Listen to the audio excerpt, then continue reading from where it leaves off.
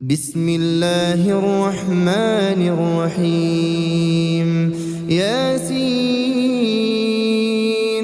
والقرآن الحكيم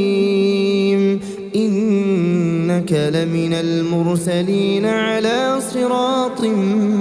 مستقيم تنزيل العزيز الرحيم لتنذر قوما ما أنذر آباؤهم فهم غافلون لقد حق القول على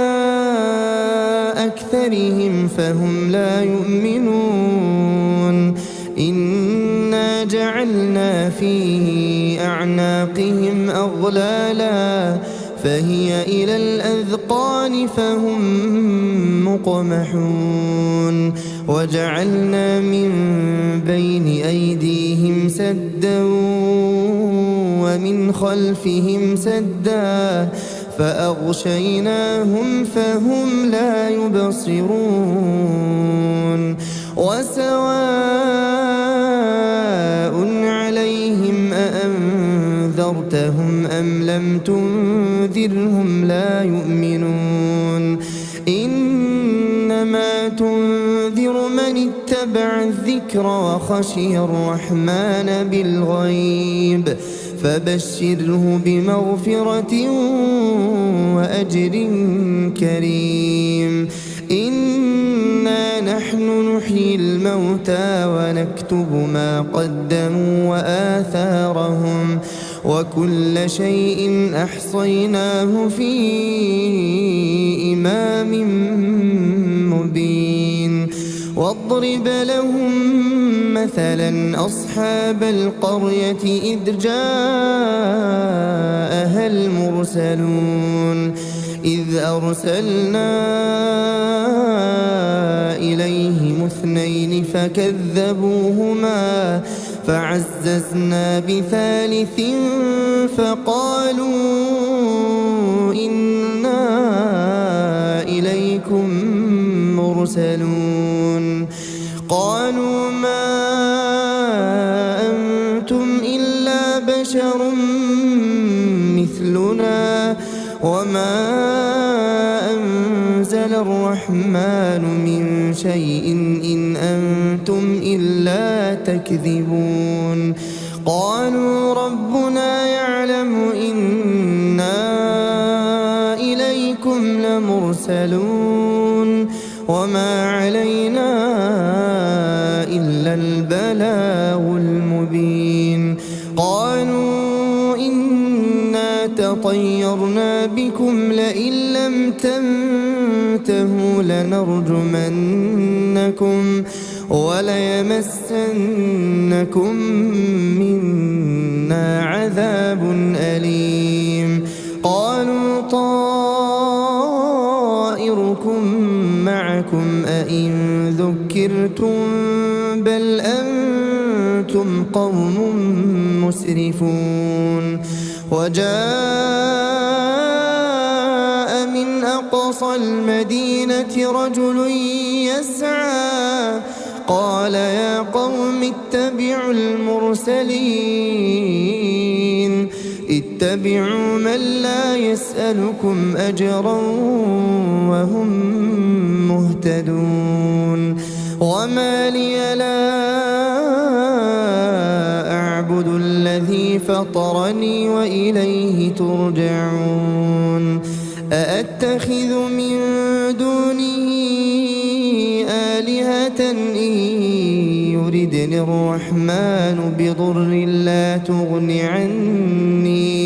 لا تغني عني شفاعتهم شيئا ولا ينقذون إني إذا لفي ضلال مبين إني آمنت بربكم فاسمعون قيل ادخل الجنة قال يا ليت قومي يعلمون بما غفر لي ربي وجعلني من المكرمين وما أنزلنا على قومه من بعده من جند من السماء وما كنا منزلين إن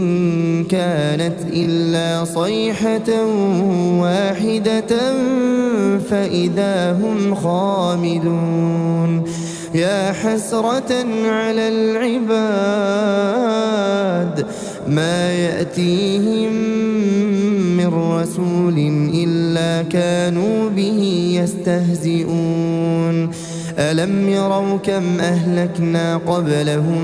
من القرون أنهم إليهم لا يرجعون وإن كل لما جميع لدينا محضرون وآية لهم الأرض الميتة أحييناها وأخرجنا منها حبا فمنه يأكلون وجعلنا فيها جنات من نخيل وأعناب وفجرنا فيها من العيون ليأكلوا من ثمره وما عملته أيديهم أفلا يشكرون سبحان الذي خلق الأزواج كلها مما تنبت الأرض ومن أنفسهم ومما لا يعلمون وآية لهم الليل نسلخ منه النهار فإذا هم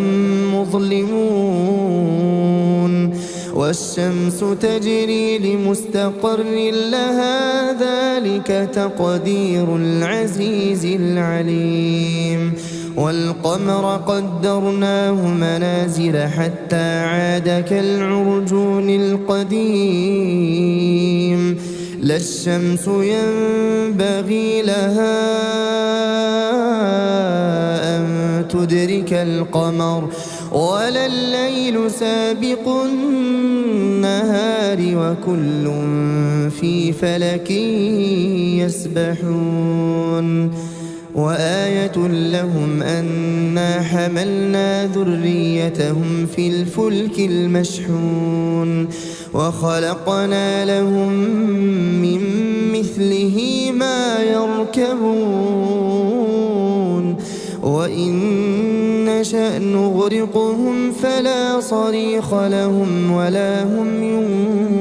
ينقذون إلا رحمة منا ومتاعا إلى حين وإذا قيل لهم اتقوا ما بين أيديكم وما خلفكم لعلكم ترحمون وما تأتيهم من آية من آيات ربهم إلا كانوا عنها معرضين وإذا قيل لهم أنفقوا مما رزقكم الله قال الذين كفروا للذين آمنوا أنطعم من لو يشاء الله أطعمه إن أنتم إلا في ضلال مبين ويقولون متى هذا الوعد إن كنتم صادقين ما ينظرون إلا صيحة واحدة تأخذهم وهم يخصمون فلا يستطيعون توصية ولا إلى أهلهم يرجعون ونفخ في الصور فإذا هم من الأجداث الأجداث إلى ربهم ينسلون قالوا يا ويلنا من بعثنا من مرقدنا هذا ما وعد الرحمن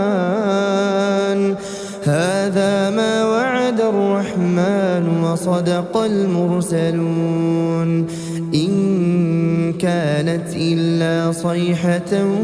واحدة فإذا هم جميع لدينا محضرون فاليوم لا تظلم نفس شيئا ولا تجزون إلا ما كنتم تعملون إن أصحاب الجنة اليوم في شغل فاكهون هم وأزواجهم في ظلال على الأرائك متكئون لهم فيها فاكهة ولهم ما يدعون سلام قولا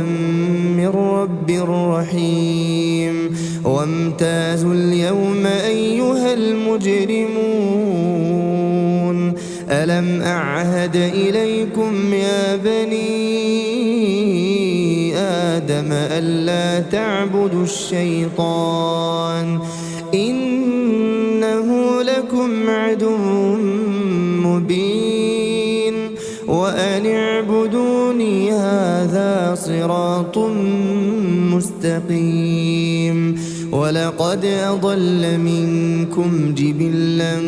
كثيرا أفلم تكونوا تعقلون هذه جهنم التي كنتم توعدون اصلوها اليوم بما كنتم تكفرون اليوم نختم على أفواههم وتكلمنا أيديهم وتشهد أرجلهم بما كانوا يكسبون ولو نشاء لطمسنا على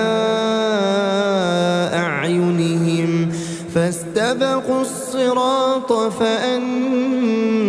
يبصرون ولو نشاء لمسخناهم على مكانتهم فما استطاعوا مضيا ولا يرجعون ومن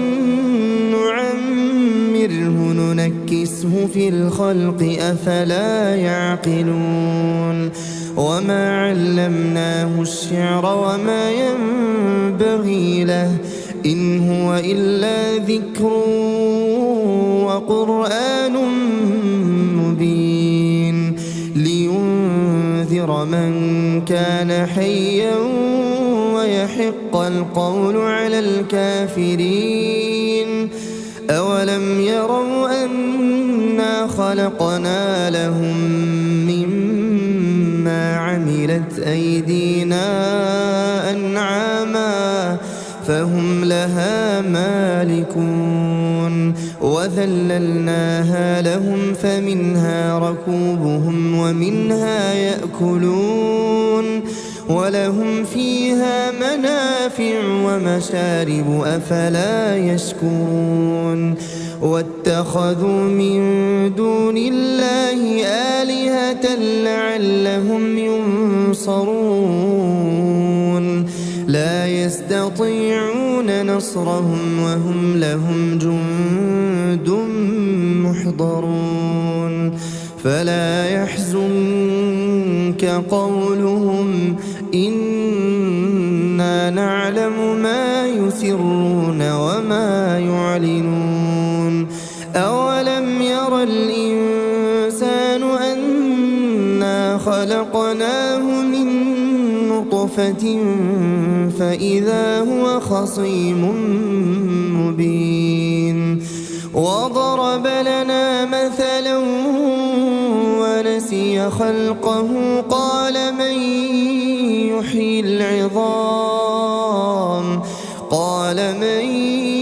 يحيي العظام وهي رميم قل يحييها الذي أنشأها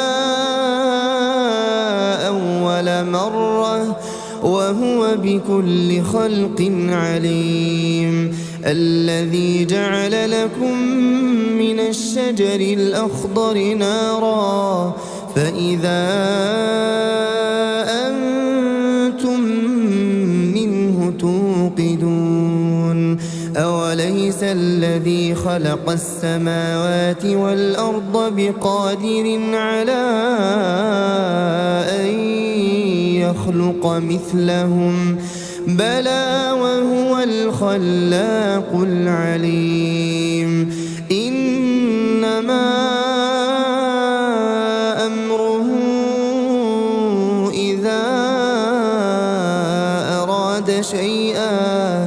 إذا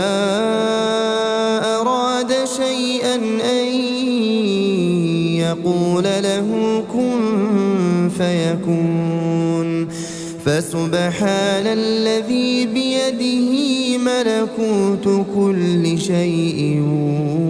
وإليه ترجعون. بسم الله الرحمن الرحيم. الرحمن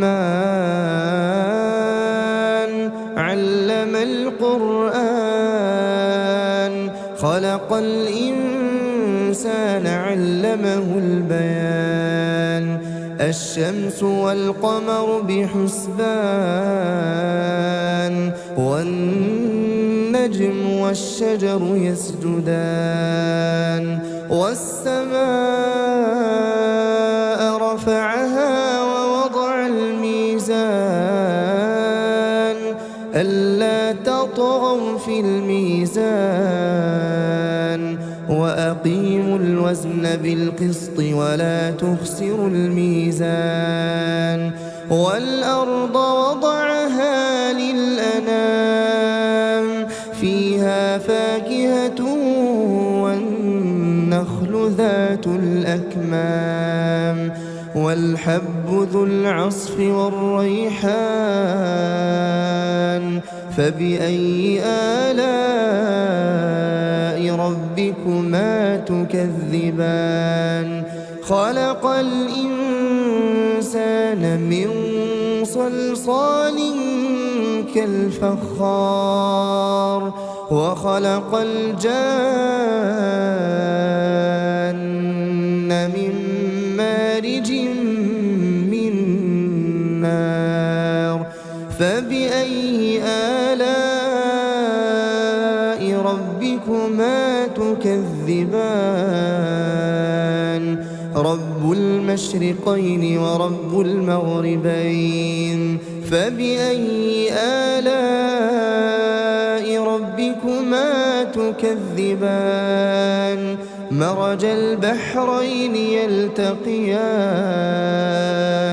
بينهما برزخ لا يبغيان فبأي آلاء ربكما تكذبان يخرج منهما اللؤلؤ والمرجان فبأي آلاء ربكما تكذبان وله الجوار المنشآت في البحر كالأعلام فبأي آلاء ربكما تكذبان كل من عليها فان ويبقى وجه ربك ذو الجلال والإكرام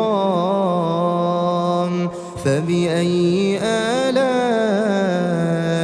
ربكما تكذبان يسأله من في السماوات والأرض كل يوم هو في شأن فبأي آلاء ربكما تكذبان سنفرغ لكم أيها الثقلان فبأي آلاء ربكما تكذبان يا معشر الجن والإنس إن استطعتم أن تنفذوا من أقطار السماوات والأرض فانفذوا لا تنفذون إلا بسلطان فبأي آلاء ربكما تكذبان يرسل عليكما شواظ من نار ونحاس فلا تنتصران فبأي آلاء ربكما تكذبان فإذا انشقت السماء فكانت وردة كالدهان فبأي آلاء ربكما تكذبان فيومئذ لا يسأل عن ذنبه إنس ولا جان فبأي آلاء ربكما تكذبان يعرف المجرمون بسيماهم فيؤخذ بالنواصي والأقدام فبأي آلاء ربكما تكذبان هذه جهنم التي يكذب بها المجرمون يطوفون بينها وبين حميم آن فبأي آلاء ربكما تكذبان ولمن خاف مقام ربه جنتان فبأي آلاء ربكما تكذبان ذواتا أفنان فبأي آلاء ربكما تكذبان فيهما عينان تجريان فبأي آلاء ربكما تكذبان فيهما من كل فاكهة زوجان فبأي آلاء ربكما تكذبان متكئين على فرش بطائنها من استبرق وجنى الجنتين دان فبأي آلاء ربكما تكذبان فيهن قاصرات الطرف لم يطمثهن إنس قبلهم ولا جان فبأي آلاء ربكما تكذبان كأنهن الياقوت والمرجان فبأي آلاء ربكما تكذبان هل جزاء الإحسان إلا الإحسان فبأي آلاء ربكما ربكما تكذبان ومن دونهما جنتان فبأي آلاء ربكما تكذبان مدهامتان فبأي آلاء ربكما تكذبان فيهما عينان نضاختان فبأي آلاء ربكما تكذبان فيهما فاكهة ونخل ورمان فبأي آلاء ربكما تكذبان فيهن خيرات حسان فبأي آلاء ربكما تكذبان حور مقصورات في الخيام فبأي آلاء ربكما تكذبان لم يطمثهن إنس قبلهم ولا جان فبأي آلاء ربكما تكذبان متكئين على رفرف خضر وعبقري حسان فبأي آلاء ربكما تكذبان تبارك اسم ربك ذي الجلال والإكرام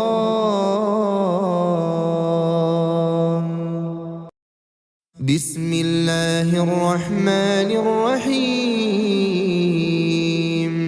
إذا وقعت الواقعة ليس لوقعتها كاذبة خافضة رافعة إذا رجت الأرض رجا وبست الجبال بسا فكانت هباء منبثا وكنتم أزواجا ثلاثة فأصحاب الميمنة ما أصحاب الميمنة وأصحاب المشأمة ما أصحاب المشأمة والسابقون السابقون أولئك المقربون في جنات النعيم ثلة من الأولين وقليل من الآخرين على سرر موضونة متكئين عليها متقابلين يطوف عليهم ولدان مخلدون بأكواب وأباريق وكأس من معين لا يصدعون عنها ولا ينزفون وفاكهة مما يتخيرون ولحم طير مما يشتهون وحور عين كأمثال اللؤلؤ المكنون جزاء بما كانوا يعملون لا يسمعون فيها لغوا ولا تأثيما إلا قيلا سلاما سلاما وأصحاب اليمين ما أصحاب سدر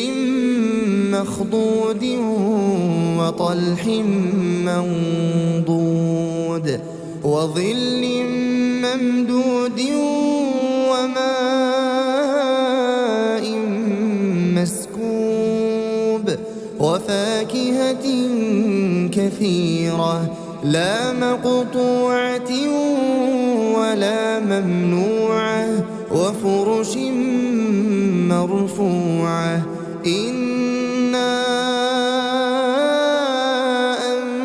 أنشأناهن إنشاء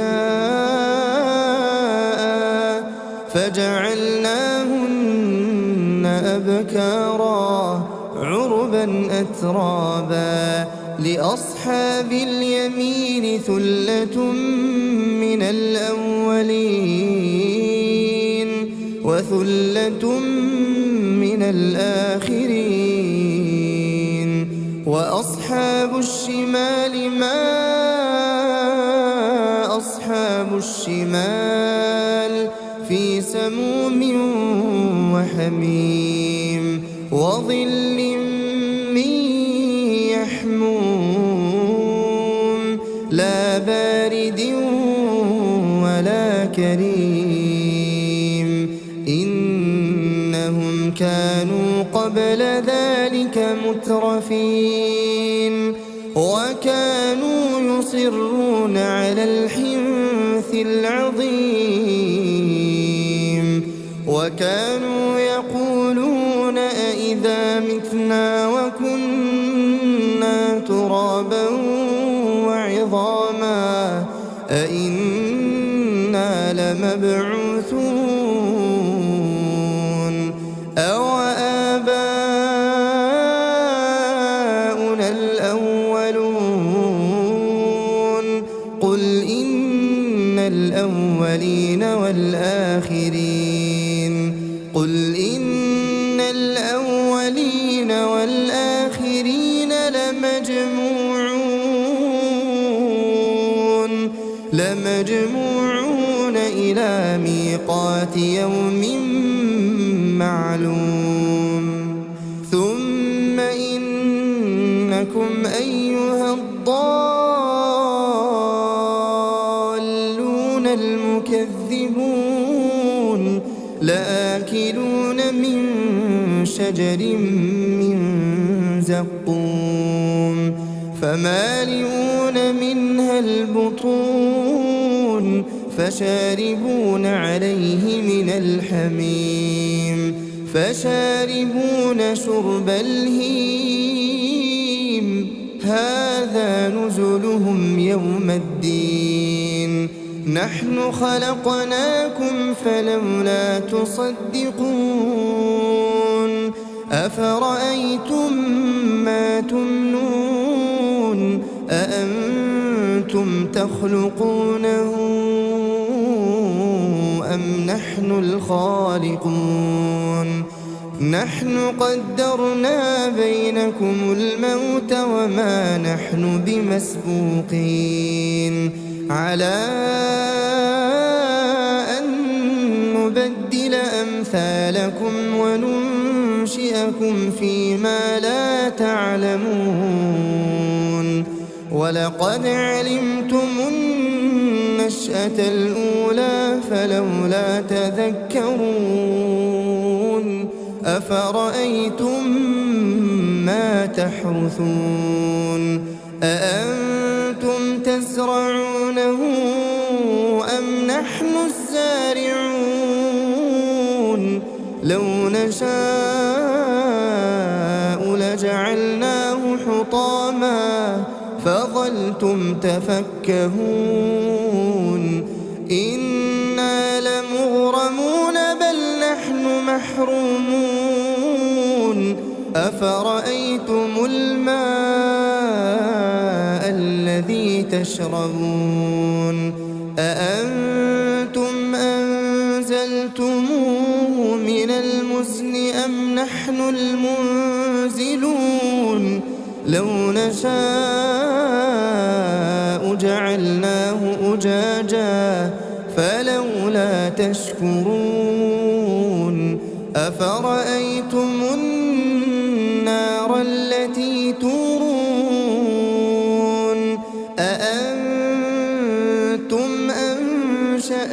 شجرتها أم نحن المنشئون نحن جعلناها تذكرة ومتاعا للمقوين فسبح باسم ربك العظيم فلا أقسم بمواقع النجوم وإنه لقسم لو تعلمون عظيم إنه لقرآن كريم في كتاب مكنون لا يمسه إلا المطهرون تنزيل من رب العالمين أفبهذا الحديث أنتم مدهنون وتجعلون رزقكم أنكم تكذبون فلولا إذا بلغت الحلقوم وأنتم حينئذ تنظرون ونحن أقرب إليه منكم ولكن لا تبصرون فلولا إن كنتم غير مدينين ترجعونها إن كنتم صادقين فأما إن كان من المقربين فروح وريحان وجنة نعيم وأما إن كان من أصحاب اليمين فسلام لك من أصحاب اليمين وأما إن كان من المكذبين الضالين فنزل من حميم وتصلية جحيم إن هذا لهو حق اليقين فسبح باسم ربك العظيم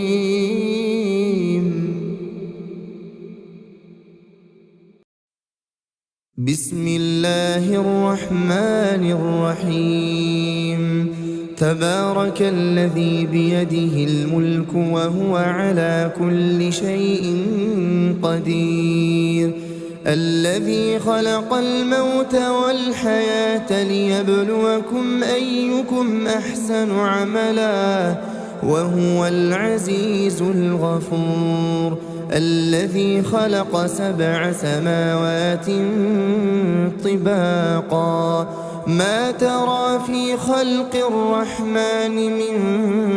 تفاوت فارجع البصر هل ترى من فطور ثم ارجع البصر كرتين ينقلب إليك البصر خاسئا وهو حسير ولقد زينا السماء الدنيا بمصابيح وجعلناها رجوما للشياطين وأعتدنا لهم عذاب السعير وللذين كفروا بربهم عذاب جهنم وبئس المصير إذا ألقوا فيها سمعوا لها شهيقا وهي تكاد تميز من الغيظ كلما ألقي فيها فوج سألهم خزنتها ألم يأتكم نذير قالوا بلى قد جاءنا نذير فكذبنا وقلنا ما نزل الله من شيء إن أنتم إلا في ضلال كبير وقالوا لو كنا نسمع أو نعقل ما كنا في أصحاب السعير فاعترفوا بذنبهم فسحقا لأصحاب السعير إن الذين يخشون ربهم بالغيب لهم مغفرة وأجر كبير وأسروا قولكم أو اجهروا به إنه عليم بذات الصدور ألا يعلم من خلق وهو اللطيف الخبير هو الذي جعل لكم الأرض ذلولا فامشوا في مناكبها وكلوا من رزقه وإليه النشور أأمنتم من في السماء أن يخسف بكم الأرض فإذا هي تمور أم أمنتم من في السماء أن يرسل عليكم حاصبا فستعلمون كيف نذير ولقد كذب الذين من قبلهم فكيف كان نكير أولم يروا إلى الطير فوقهم صافات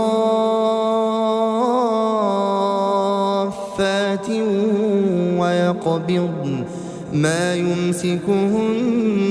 إلا الرحمن إنه بكل شيء بصير أمن هذا الذي هو جند لكم ينصركم من دون الرحمن إن الكافرون إلا في غرور أمن هذا الذي يرزقكم إن أمسك رزقه بل لجوا في عتو ونفور أفمن يمشي مكبا على وجهه أهدى أمن يمشي سويا على صراط مستقيم قل هو الذي أنشأكم وجعل لكم السمع والأبصار والأفئدة قليلا ما تشكرون قل هو الذي ذرأكم في الأرض وإليه تحشرون ويقولون متى هذا الوعد إن كنتم صادقين قل إنما العلم عند الله وإنما أنا نذير مبين فلما رأوه زلفة سيئت وجوه الذين كفروا وقيل هذا الذي كنتم به تدعون قل أرأيتم إن أهلكني الله ومن معي أو رحمنا فمن يجير وينذر الكافرين من عذاب أليم. قل هو الرحمن آمنا به وعليه توكلنا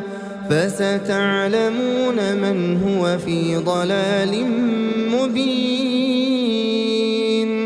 قل أرأيتم إن أصبح ماؤكم